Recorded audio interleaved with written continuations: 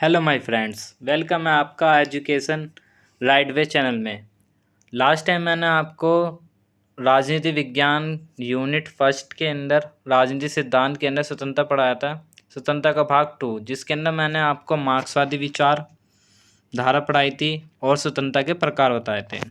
तो इसके अंदर लास्ट वीडियो के अंदर प्राकृतिक स्वतंत्रता और व्यक्तिगत स्वतंत्रता, यह हमारी दो स्वतंत्रता रहेगी थी। बाकी मैंने आपको नागरिक स्वतंत्रता से लेके सामाजिक स्वतंत्रता का कंप्लीट करा दिया था। तो अगर आपको नागरिक स्वतंत्रता से लेके सामाजिक स्वतंत्रता तक छः स्वतंत्रता पढ़ने हैं तो मेरी लास्ट वीडियो में जाके लास्ट वीडियो जरूर देखें। लास्ट वीडियो आपको मेरे चैनल की प्लेलिस्ट में मिल जाएगी। तो आज मैं आपको प्राकृतिक स्वतंत्रता और व्यक्तिगत स्वतंत्रता पढ़ाने वाला हूँ।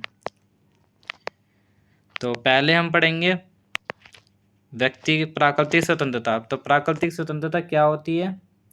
प्राकृतिक स्वतंत्रता का अर्थ मनुष्य की अपनी इच्छा अनुसार कार्य करने की स्वतंत्रता से है। मनुष्य जन्म से ही स्वतंत्र होता है।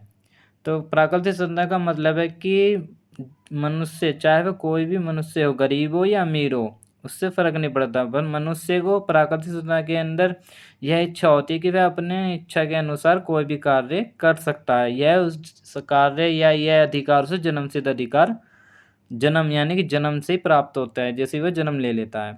इसी विचार को व्यक्त करते हुए यानी इस विचार को बताते हुए रूसो थे, वो मार्क्सवादी विचारक थे हमारे। तो रूसो ने कहा था कि मनुष्य स्वतंत्र उत्पन्न होता है, यानी कि स्वतंत्र उत्पन्न होता है, किंतु वह सभी बंधनों से बंधा हुआ है। समाज या राज्य व्यक्ति की स्वतंत्रता को किसी भी प्रकार से प्रतिबंधित तथा सीमित नहीं कर सकता है। लेकिन व्यवहार में प्राकृतिक स्वतंत्रता का अर्थ केवल शक्तिशाली व्यक्तियों की स्वतंत्रता से है। जिस समाज में स्वतंत्रता का तात्पर्य केवल शक्तिशाली व्यक्तियों की सत्ता से हो, वहाँ कमजोर का कोई जीवन नहीं होगा। सामूहिक हित में स्वतंत्रता को सीमित करना अति आवश्यक है। तो रूसो कहते हैं कि जो प्राकृतिक स्वतंत्रता है वह जन्म से ही व्यक्ति का जो है अधिकार है, जिसके अंदर वह बंधनों का अभाव है। परंतु समाज के अंदर आज रूसो कहते हैं कि आज समाज के अंदर व्यक्ति जो है जन्म से ही बंधनों से बंधा हुआ है। राज्य के अंदर इतने बंधन होते हैं जिससे वह अपनी प्राकृतिक स्वतंत्रता का विकास नहीं कर पाता है। केवल व्यवहार के अंदर अगर देखा जाए तो राज्य के अंदर जो शक्तिशाली लोग हैं या प्रशासन है, केवल उन्हीं की प्राकृतिक स्वतंत्रता है। जो गरीब व्यक्ति हैं या बेरोजगार हैं, उनकी प्राकृतिक स्वतंत्रता का इस्तेमाल वह अपनी रूप से नहीं कर पाते, उनकी प्राकृतिक स्वतंत्रता का हनन होता है। तो रूसो कहते हैं कि एक ऐसा समाज होना चाहिए जिसके अंदर गरीब अमीर ना हो, सभी को समान अधिकार मिले जाएं, सभी को समान स्वतंत्रता मिली जाए और सभी को समान अवसर मिले अपने जीवन का विकास करने के लिए। तो नेक्स्ट हम देखते हैं व्यक्तिगत स्वतंत्रता क्या होती है। तो व्यक्तिगत स्वतंत्रता से तात्पर्य है कि किसी की व्यक्ति के कार्यों पर किसी भी प्रकार का कोई प्रतिबंध नहीं होना चाहिए, जिसका संबंध केवल उसके अस्तित्व से हो। तो व्यक्तिगत स्वतंत्रता मतलब होता है पर्सनल लिबर्टी, यानी कि पर्सनल कार्य जो भी कर रहा हो उसके अंदर उसी की इच्छा हो, किसी का कोई दबाव ना हो, चाहे वो भारी कोई समूह हो या व्यक्ति हो।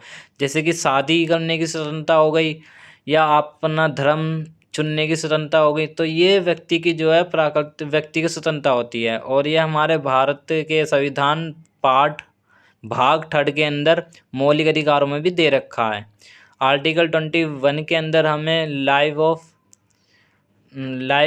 ऑफ लिबर्टी की अधिकार है, जिसके अंदर हमें अपने अधिकार को जीने का स्वतंत्रता का अधिकार है, जिसके अंदर 21 के अंदर, और उसी के मौलिक अधिकारों के अंदर ही में हमें शादी करने का या अपने धर्म को अपनाने का अधिकार हमें प्राप्त है। तो आगे मिल कहते हैं कि मिल व्यक्तिगत स्वतंत्रता का समर्थन करते हुए कहते हैं कि मानव समाज को केवल आत्मरक्षा के उद्देश्य से ही किसी व्यक्ति की स्वतंत्रता में व्यक्तिगत या सामूहिक रूप से हस्तक्षेप करने का अधिकार हो सकता है। उन अपने ऊपर, अपने शरीर, मस्तिष्क और आत्मा पर व्यक्ति का खुद का संपूर्ण अधिकार होता है। तो मिल कहते हैं कि केवल एक ऐसी स्थिति है जिसके अंदर मानव समाज का लाभ हो, मानव समाज की आत्मरक्षा हो, या ऐसा कोई कार्य करने से किसी पूरे मानव समाज का कल्याण हो, तो उस स्थिति के अंदर एक समूह या एक व्यक्ति दूसरे व्यक्ति के स्वतंत्रता या व्यक्ति की स्वतंत्रता पर दबाव डाल सकता है, या फिर उनके विचारों को बदल सकता है, या उन्हें सलाह दे सकता है। परंतु अपने ऊपर किसी भी व्यक्ति के अपने शरीर, अपने मस्तिष्क और अपनी आत्मा पे खुद का संपूर्ण अधिकार होता है। तो कहने का मतलब है, अगर ऐसी स्थिति उत्पन्न होती है कि व्यक्ति या समाज के अंदर ऐसी स्थिति उत्पन्न होती है जिससे कि उस व्यक्ति के अधिकारों का अगर नहीं सीमित करा गया तो समाज में कल्याण नहीं हो पाएगा, तो उसे सीमित किया जा सकता है। बाकी एक व्यक्ति को संपूर्ण अधिकार होना चाहिए अपने मस्तिष्क, आत्मा और शरीर पे। तो इसी के साथ हमारी ये वीडियो अब एंड होती है। आई होप सभी जितने भी यूजीसी नेट एस्पिरेंट हैं सभी को प्राकृतिक स्वतंत्रता और व्यक्तिगत स्वतंत्रता अच्छी तरह से समझ आई होगी।